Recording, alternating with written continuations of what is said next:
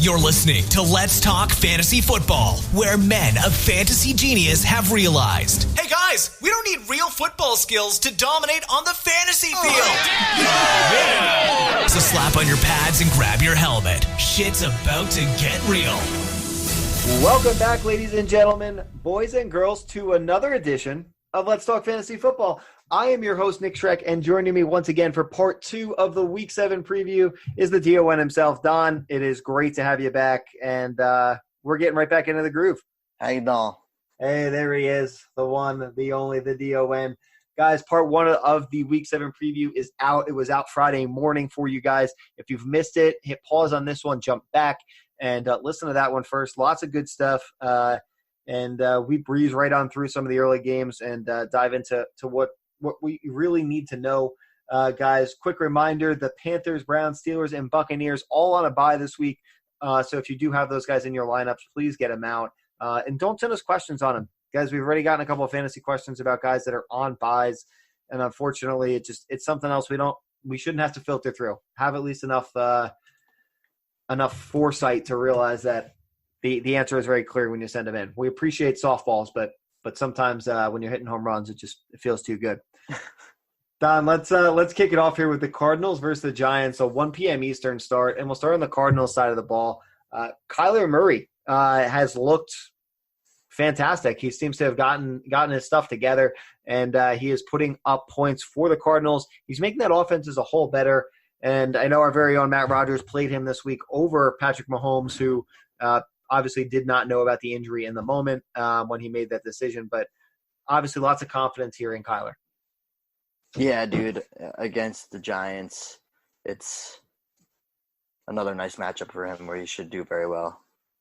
Absolutely no concerns. Guys, if you own Kyler Murray, great matchup and no reason that he shouldn't be in your lineups for sure. Again, short of owning someone else that's really elite that you just kind of drafted two together, Matt, as possible trade bait down the line.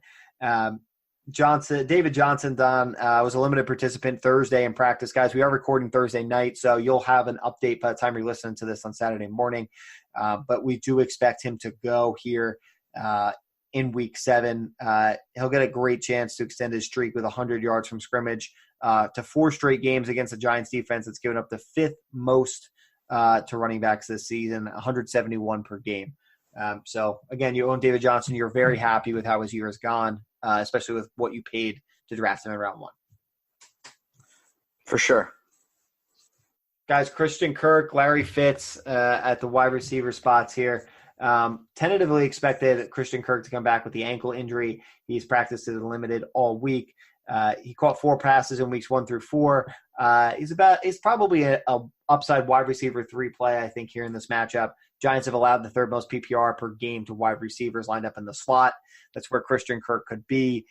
So if he is active, I think he, depending on your situation, could be a sneaky little play. Yeah, I don't hate it. I also am cool if you look elsewhere, though, from Christian Kirk. But it's not a bad matchup to do it. Nope, not at all. Don, what do you think about Larry Fitz here? Yeah, you got to play him. This is the week to do it. Kyler Murray's going to have a good week. So is Fitzgerald. 100%. At least 6 catches in every game. Again, Giants just give up points. Second highest over-under of the week on the game. So we're expecting lots of points all around. Don, do you have anybody else on the Cardinals side of the ball? No, we can get to the next. Let's jump over to the Giants side of the ball, and we'll kick it off with Eli Manning Jr., a.k.a. Daniel Jones. Danny Dimes, baby. How you doing? A great streaming option here, I think, this week. Gets a great matchup. He gets Evan Engram, Sterling Shepard, and we believe Saquon Barkley back is what we're hearing as of today. Mm-hmm. Arizona's giving up the most fantasy points per game to opposing quarterbacks and also ranked 2nd worst in opposing passer rating. I think if you need a streamer, you need an option, Daniel Jones is a great one in Week 7. Yeah, I mean, that's fine. I think there's a few guys that still I will go ahead of that we've listed on the last cast. But sure, yeah, this is the week to do it for Danny Dimes. We've seen him have some production already, so cool. Saquon Barkley, Don, if he's active, he's got to be in your lineups, right? There's no question. 1,000%. Boom. Slam dunk. Sterling Shepard, considered to be questionable for Sunday, obviously with that concussion. We kind of have to wait and see if he's active. Obviously could draw Patrick Peterson in some shadow coverage. Peterson's never consistently chased opposing wide receivers in the slot. So it's still to be seen how that may affect him. But we got to get kind of some clarity on his health before we really know where he can kind of go into lineups. Unfortunately, Golden Tate, he sets up well against Tremaine Brock, who has not really been that impressive. I think Golden Tate is going to set up to have a nice little game here. Yeah, for sure. I think that was any of those that played him last week, which would have been crazy, but it would have definitely paid off. I think you're going to see more of Golden Tate. Veteran wide receiver, has been fantasy productive every year that he's really been in the league and playing. So I think Golden Tate is a good play. Boom, slam dunk. And Evan Engram is the slam dunk of slam dunk plays this week, averaging 9.6 targets per game as a position high league-wide. The Cardinals have allowed 99.7 yards per game to the tight end position. Evan Engram is the play of the week. Yeah, DFS as well. I would agree. Don, let's pick it. I'm gonna go Giants, man. I'm gonna go Cardinals, but it's close. I really was not 100% sure on where I wanted to go. So we'll split game of the week. Split game one right there. Yeah, what a time to be alive, huh? Kyler Murray coming to Jersey. It's the game of the week. Rogers is smiling from ear to ear as he listens to this. Dolphins versus the Bills, 1 p.m. Eastern start. Woof. I have nothing on the Dolphins. Ryan Fitz is back under center. That's it. Yeah. I have no interest in anybody. We got to see what Fitz does down there. Also, Kenny and Drake, they've obviously said that they're now heavily starting to pursue to try to get trade options for him. Okay. Again, and I think for that offense, you got to wait and see what happens with Fitz under at the helm. So let's move on to the Bills side of the ball. Josh Allen, also think is a great streaming option here against the Dolphins. He's averaging 24.8 fantasy points per game across his last 11 games. That's actually more than Patrick Mahomes over that same span. He has statistically beat up on bad defenses throughout his career. He averages 29.2 points per game across 5 career games against bottom 10 fantasy defenses. Josh Allen is also, I think, a no-brainer waiver wire guy if he's on the wire. Yeah, you play him. Don, Frank Floor, what do you think? I mean, he's been dependable, but he's Frank Floor, right? He's had at least 16 touches and 65 yards in each of his last 4 games.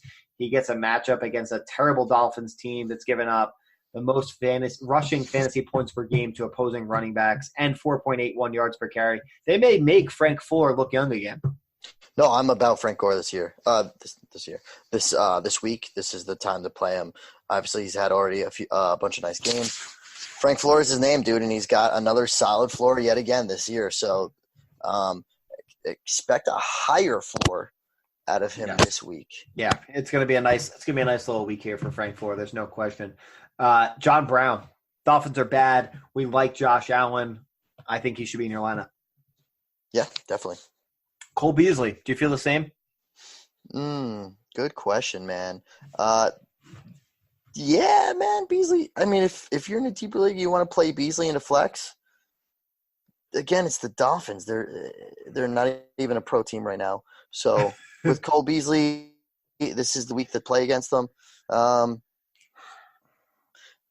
Yeah, I'm cool with rolling Beasley if you have to. There's other options out there, but it's not the worst week to play Cole Beasley in a dire need. I'm cool with it. I mean, last week he only had 3 targets against the Titans. That week was whatever. But against New England, 13 targets, 10 targets versus the Bengals, 9 versus the Jets in week 1. Against a bad Bengals. I'm sorry, excuse me, versus a bad Dolphins team. Bengals are also bad. I think he's a no-brain start, plug and play option for you as well. What a time to be alive again, Don. We're recommended a bunch of Bills here. Dawson Knox is not in the tight end streaming conversation at this time. No, skip. But wow, what a time to be alive. Can we sweep it through on the Bills? Yeah. Yeah, let's sweep it through. The Dolphins remain winless, guys. Chargers versus the Titans, 4:05 p.m. Eastern start. Let's start on the Chargers side of the ball, Don. That's your home away from home, so to call it. Phillip Rivers, your man. I don't know about any of these guys, dude. I'm like, Chargers are very underwhelming this year. Titans are they actually have a pretty solid defense again. Yep. I don't know. Obviously, with Melvin Gordon trying to get the rust off. Hunter Henry coming back from injury. I really don't know about any of these dudes at all. Phillip Rivers has been underwhelming. If you could just put a question mark next to all these guys, it'd be great. Yeah, I mean, let's hit him quick. Phillip Rivers, I'm a no-go. We've talked about enough streaming options, right? He's out. Melvin Gordon, Austin Eckler, I think it depends on who your other options are, but I don't think they need to be in your starting lineup. Keenan Allen. I think I'm going to start Malgo just for the benefit of Melvin Gordon. This is his third game back. Okay. He needs to set up in a groove. I think I'm still playing Melvin Gordon, dude. Okay. Keenan Allen, he spent more snaps on the outside than in the slot this season. His target volume has become an issue, right? Week 1, 10 targets. Week 2, 15. Week 3, 17. Week 4, 5. Week 5, 6. Week 6, 6. So with Melvin Gordon's return, his target share has fallen. We now see Hunter Henry, who is healthy, back playing. A bit concerned about Keenan Allen and his usage there. I don't know what the answer is or what's going to happen, but I don't know if this is the week where it changes for him. I'm not sitting him, though. No, I'm not either. You got to roll him out there, but you can't expect the world, unfortunately. Mike Williams is he gets a ton of deep balls from Earl Rivers. They just haven't been able to consistently connect. I think that there actually may be a shot that Mike Williams has himself a nice week here. I know the Titans have gotten better. He gets Jackson and Butler, who are two of the league's full-time cornerbacks that have allowed a triple-digit QB rating this season among 77 qualified corners. That comes courtesy of Pro Football Focus. I think there's a chance he gets behind the defense there. I like him more as a DFS versus a consistent season-long option this week. That's fine. And Hunter Henry looked great. 66% snap rate, 9 targets, 8 for 102 touchdowns last week. I'm not expecting a repeat performance, but if you want Hunter Henry, he's in your lineup. I agree. I think if you held on to him or if you picked him up, I think he's going into your starting lineup. No question about it. Titan side of the ball, Don. Ryan Tannehill era begins, and I think there's nothing really super relevant. Derrick Henry's the only fantasy option on this offense. If you own him, you can play him. Even Delaney Walker, Don, is no longer fantasy viable as far as I'm concerned. Yeah, I think you hit that on the head very well. Delaney Walker, especially being kind of like that constant that no matter what or who. But yeah, this is the year where he's not playable. Derrick Henry is the only person I really trust playing this week, which is crazy. But that is what it is, and we've kind of blown through here the first couple of games on the second half of the preview, Don. But that's just the way it's stacked up, particularly with the Dolphins. The Dolphins here for us, and the Chargers being big question marks. Let's pick this game. Which way you going? I almost said sweep it through, but I'm not that confident. Oh, I'm bolting up, dude. Okay. Yeah, I'm still gonna bolt up as well. So we are gonna sweep it through right into the breakdown. Let's take a quick break, and we're coming back with Ravens versus the Seahawks for a 4:25 p.m. Eastern start. You're listening to Let's Talk Fantasy Football, home of the brutally honest fantasy advice you've always needed. All right, guys, we're back. Don, let's dive right into it. Ravens, Seahawks, 4:25 p.m. kickoff. Ravens side of the ball, Lamar Jackson. It's a no-brainer start. He's been electric on the ground alone, let alone through everything else he's done. If you own him, you're starting him. End of story. Next. Mark Ingram. Cool. I think we could talk a little bit more about Mark Ingram than Lamar Jackson.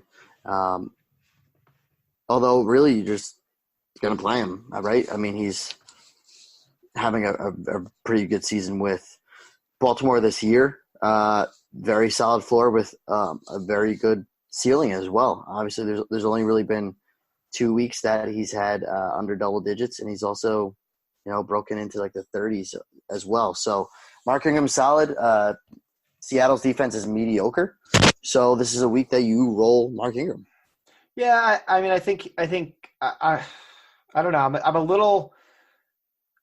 I've become a little concerned on Mark Ingram from the big picture, right? I think a couple of weeks ago I still was, and I just didn't think it's possible for him to keep up this incredible run he's had. Last week he got a bad Bengals defense. He rushed 13 times for 52 yards and a touchdown. Caught 2 passes for 22 yards. Obviously, Lamar Jackson went all over the place. 152 yards and a touchdown on 19 carries. So that took away the opportunity for Mark Ingram on the ground. Mm-hmm. I think he obviously faces a tougher matchup in the Seahawks this week. He remains a threat to get in the end zone, but I don't think you can expect any of these 3 touchdown, performances. I think it's more closer to what you saw last week of 52 yards and a touchdown. I think is probably more realistic from what you can expect from Mark Ingram this week. Yeah. Hollywood Brown, Don, he starts off the week with did not practice, and I think is very questionable for Sunday. Obviously, guys, when you guys are listening to this Saturday, you're going to know or have a way better idea if he's going to go. So keep an eye on those injury reports. You can tweet us, DM us. We'll let you know what we're hearing. But right now, I don't know that he's going to go. If he doesn't go, Don, I'm not interested in any of the Ravens wide receivers. Hollywood has 5 games with at least 5 targets. The rest of the team's wideouts have a combined 4 such games. I just don't think there's any confidence in who you can pick out or where those targets are going to go. It's just going to be Lamar Jackson on the ground making things happen. He'll throw some balls, but where it goes is anybody's guess. Mark Andrews is actually the correct guess. Yeah, the only person I'm playing that's a pass catcher is Mark Andrews. 7 targets in every single game this season. He is a stud. A little banged up, but he is making it fucking happen. And Seattle is not good against the tight end, so more points for Mark Andrews and Lamar Jackson that come. Seahawks side of the ball, Don. Russell Wilson has been electric and will continue to be electric in the matchup here against the Ravens. You're playing Russell Wilson if you own him. Chris Carson. I don't have the stat in front of me, but I was listening to XM Radio this morning on my way into work, and they were talking. It was something like he's had like 27 to 30 touches or something like that almost every week this season, which is just an incredible amount of volume. And it makes for a no-brain start, right? Despite the fumble history and everything else, they're giving him the rock, and he's a no-brain start here for the Seahawks. Yeah, I mean, it hasn't been that many attempts. But again, he also is getting a decent amount of targets in the pass game as well. So Chris Carson is an every week starter, even against a pretty solid run defense with Baltimore. Yeah, I mean, even the last 3 weeks, 22, 27, 24. With the receptions, I mean, he's pretty close. They have 26 to 30. Super pumped on that. Tyler Lockett is going to get matched up with Marlon Humphrey here. I think Humphrey is going to consistently follow Lockett into the slot. We watched him do it, against Juju and Tyler Boyd over the past 2 weeks. He seemed to do a good job here against locking down the number 1 wide receivers in 4 shadow dates this season. Sammy Watkins, he did it. OBJ, Juju had 7 for 75 and a touchdown. So he's not a lockdown, but Tyler Boyd 3 for 10 and 0. So I think the expectation of Tyler Lockett has to come back to earth here. I think I'm looking at other options if I have them versus Tyler Lockett this week. Yeah, I'm actually pretty pumped for DK Metcalf this week. I think with Will Dissly, unfortunately being down, which really killed me, DK Metcalf, I think, obviously being that big body receiver, and Russell Wilson really depending on Will Dissly in the red zone is really going to look a lot at DK Metcalf. And obviously with the way that Russell Wilson's been playing, it's a very nice opportunity for DK Metcalf, and I'm cool with playing him in a flex position. He's averaging a league high 21 yards per reception through 6 weeks. He's one of just 18 players, Don, with at least 7 targets inside the 20-yard line this season. Obviously, you are a new owner of DK Metcalf, courtesy of a trade today. So obviously super pumped on the outlook here as we go into the Week 7 game. Yeah, got to stay positive, man, right? Absolutely, man. Positivity breeds success. That's so I'm told, at least. Not interested in Luke Wilson to replace Dissly. I think it's all DK Metcalf here. Was that a George Washington quote? I think Michael Scott said that. But sure. Either way, George Good Washington man. and Michael Scott, both good men. They shape the future of this country. Yeah, believe it or not, I believe that's true. That's a fact. Anything else on the Seahawks side of the ball, Donnie? No, man. I think that's who are the fantasy players for this matchup. All right, let's pick them. I'm taking the Seahawks. For the sake of an upset, I'm going to go Ravens with Lamar Jackson just running all over the place. Which totally possible. We'll split it, Don. Saints versus the Bears, 4:25 p.m. Eastern kickoff. The Saints are led by my boy Teddy Bridgewater. Wasn't able to carry over his strong Week 5 performance into Week 6, but they did beat the Jaguars. He went 24 of 36, 1 touchdown, 0 picks. He's not fantasy relevant. The only relevance he has is that he can keep Michael Thomas relevant. I actually think Jared Cook is relevant too, but I think that's about it for the receivers. Yeah, Jared Cook, though, I'm just trying to pull up. He still hasn't practiced, I believe. Yeah. Scored in consecutive weeks. He's averaging 4.8 targets per game with Bridgewater under center. He's had 3 targets inside the 10-yard line. It seems to be just as involved as Thomas and Kamara near the goal line. Again, you need that touchdown upside, but I think so far the numbers support that he's worth the rollout for almost 5 targets a game with the red zone possibility. Yeah, I'm fine with playing him if he plays. Totally fair. Did Alvin Kamara practice today? No. I don't believe he did. Kamara. Alvin Kamara did not practice. So not great on that. So keep your eyes on it, guys. We'll see if we can get you an update on him. As again, by the time you guys are listening to this anyway, you're going to have an update before we could possibly get you one coming live. But Michael Thomas, Jared Cook, Alvin Kamara. So question, if, say, Kamara doesn't go, are you interested in Latavius Murray at all? No. I'm not either. Yeah, against the Bears, it's just not going to be my cup of tea. They are without Akeem Hicks. I still don't think I'm about it, but I think he'd be a running back 3 if Kamara didn't go. I'd probably put Latavius Murray about a running back 3. Yeah, that's fine. All right, flip side of the ball, Don. Bears, Mitchell Trubisky. Coach Matt Nagy is cautiously optimistic that he will return this week. That does not obviously guarantee the passing offense will take a step forward here against a relatively good Saints defense. Obviously not fantasy. You're not putting Trubisky in your lineup, but for the rest of the offense, I think it's important to note that he could be leading the team. For the running game, you get David Montgomery. He's 37th in fantasy points per game and 3rd worst in yards per carry at 3.26. Nice. Ranked top 6 in fantasy points per game allowed to opposing running backs. Not a great matchup. Not super pumped, obviously, on that. I think it depends on the other options, right? I own him a lot of places. He's not going to be in my lineup in a lot of places. There are other guys I'd rather roll the dice on than against the Saints defense. Yeah, he's like a low-end flex, low-end RB3. Yep. No problem with that. I actually would rather roll the dice on Latavius Murray than I would on David Montgomery. Sure. So that's where I stand on him. Allen Robinson gets Marshawn Lattimore. He's been fantastic in his high-profile shadow matchups. Amari Cooper held him to 5 for 48. Mike Evans, 0 for 0. DJ Shark, 3 for 43. The good news for Robinson, Don, is that the Saints haven't had Lattimore consistently chase wide receivers into the slot, so they should be able to free up some opportunity for Robinson. He's got a 35% slot rate so far, but definitely a tough matchup for him for a lot of the game. I think you have to temper expectations for Allen Robinson here. Great. Yeah. No, I think he's still playable, but I think you hit it on the head with what you should expect from him. Yeah, just unfortunately you got to be realistic that the matchup just it's what it shows, guys. I have no interest in any of the other pass catchers here. No, we don't have to talk about Trey. Tight end does not matter either. Let's pick this game. I'm going to go with the Saints. Yeah, I can never pick the Bears, and I need a Saints win. Saints look good. Let's go Saints, man. All right, baby. Saints sweep it on through.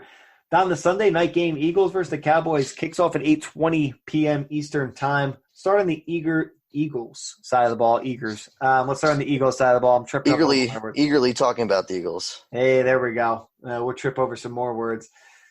Sorry, I'm losing my I'm all tripped up on the Eagles side of things. Obviously, the team is led by Carson Wentz at the helm, Don. Do you believe that he can do it here against the Cowboys, or are they going to run the shit out of the ball? Yeah. I'm not sitting Wentz. Yep, that's fine. I have no problem with that. Carson Wentz can be in your lineups, guys. The running game, unfortunately, becomes the Jordan Howard, Miles Sanders, which we talked about before, right? Miles Sanders, you dealt him away earlier today in a deal that did get you DK Metcalf and Zeke. Obviously, some other pieces there. But it's Jordan Howard. Yeah, I think Jordan Howard's got the edge. But you do still see he really doesn't have a bad floor, Miles Sanders. It's not the sexiest flex, but I'm still okay with rolling him out if you need to.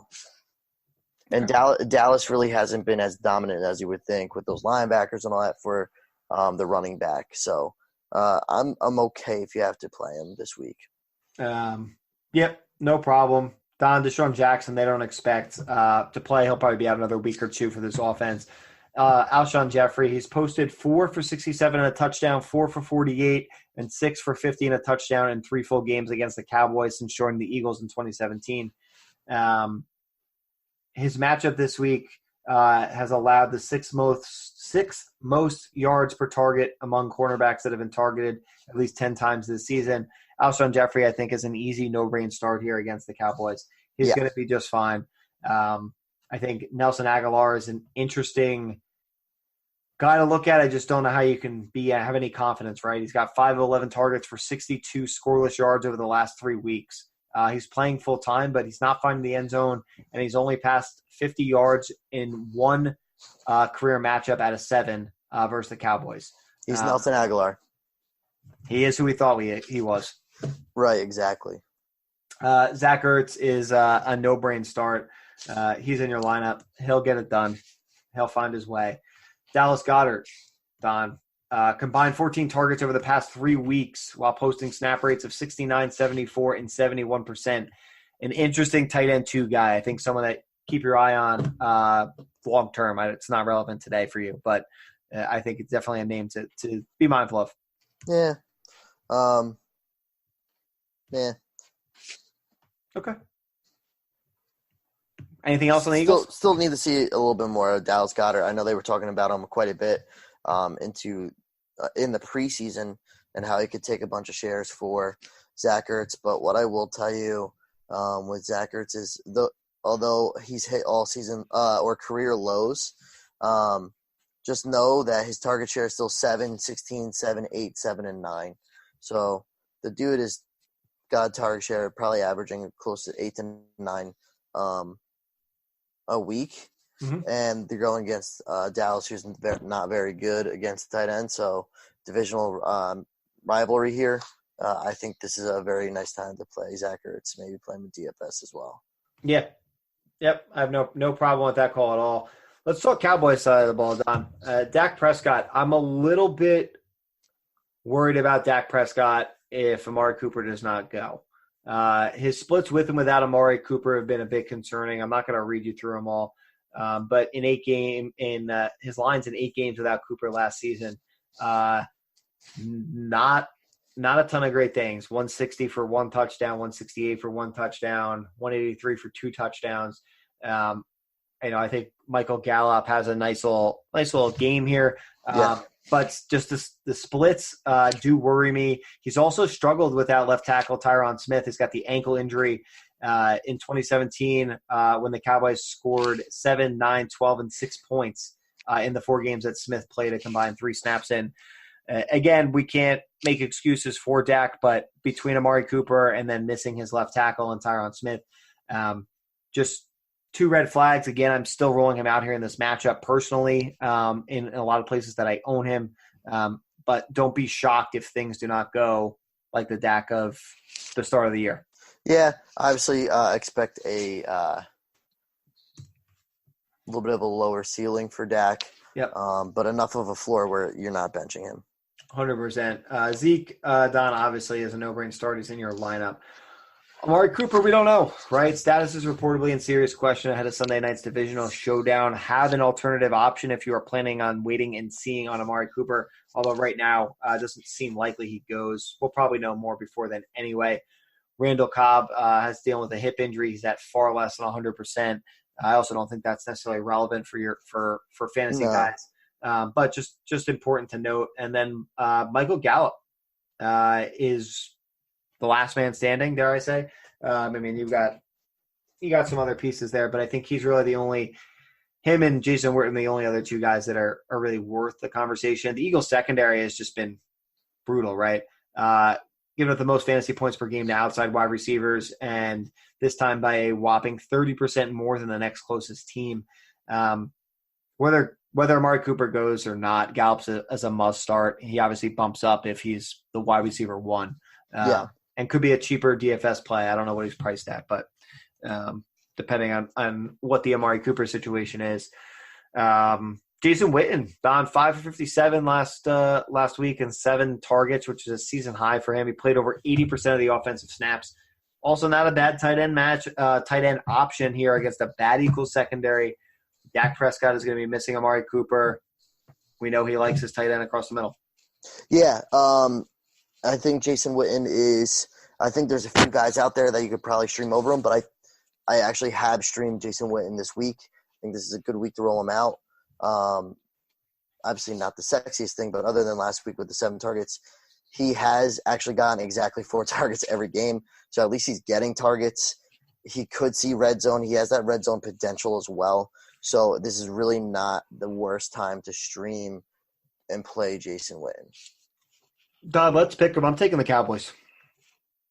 I'm going Eagles. All right, we've got another split on our hands, guys, and the Monday night game, the Patriots versus the Jets, kicking off. Who did this scheduling, by the way, where we're going to put back-to-back Patriots on prime time of Thursday Night Football and Monday Night Football against 2 trash-ass New York teams? Like, really, dude? Like, that's what we have to watch twice? That's it, man. That's it. We have no choice. The NFL gods have spoken. Roger Goodell has spoken. Can we skip all of this? Can we skip all of this? Well, actually, there's things to hit, so it just whatever. You're frustrated, Don. It's okay. I understand. Fans are frustrated. We understand. Yeah, it should just be the Packers every week. Patriots, Jets, Monday Night Football, 8:15 p.m. Eastern. Kickoff here, Don. The Patriots, Tom Brady, play. Sony Michel, play. Josh Gordon is unlikely to play with multiple injuries personally. Also not doing shit. No, but he's unlikely to play either way.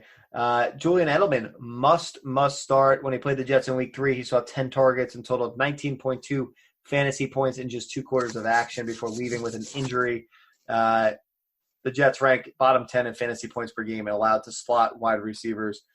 Big week coming for Julian Edelman. Yeah, he's been an every week starter for sure. Anything else on the Patriots side of the ball? I think it's easy. No, I think those are the guys that you're rolling out. Nothing else you need to be cute about. Just Jets side of the ball, Sam Darnold. Good for the Jets to be back, not fantasy relevant for us. Agreed. Le'Veon Bell, if you own him, he's in your lineup. Agreed.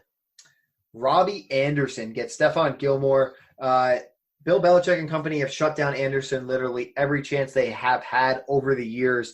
I've got the stats in front of me, and he's got one performance over 35 yards. Over 35 yards from 2016, 2017, 2018, and 2019.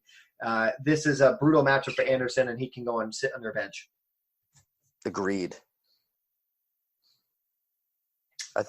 I honestly think the only person that might be interesting to play is Herndon. Yeah, I do worry about did they limit his snap count? What happens? We got to see if they officially clear him anyway. But right, he's still hurt. Yeah, no, never mind. And no, Patriots are very good against tight end. Never mind. Don't play anybody except Le'Veon Bell. I actually think, Don, I'm gonna put it out there. Jamison Crowder has a not bad matchup in the slot against the Patriots here. We saw D.D. Westbrook 4 for 82 and a touchdown. Cole Beasley 7 for 75. Golden Tate 6 for 69. when matched up with Jonathan Jones dating back to last season. So if you want a DFS play, I'm not putting him in my season-long lineup. I think just another interesting name that matchup-wise, especially against Jonathan Jones, might be able to get you some cheap points. Yeah, that's it. That's fine. I'm not going to do it, but sure. I appreciate you patronizing me. Don, let's pick it. I'm going to take the New England Patriots. Sweep it on through, guys. That is going to do it for us here on the Week 7 Fantasy Preview, guys. That's part 2. Part 1 dropped to you guys live Friday morning, so if you've missed that, go back, check it out. If you haven't already, start sending in your questions, guys. We're going to put our usual story post up on Instagram for you to submit. DM us, send us emails, tweets, whatever.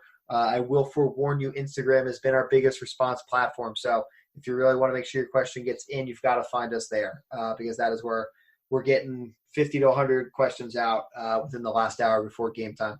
So buckle in, boys. Don, anything for the people? IG. It's our platform of responses, man. That's it. The platform of responses.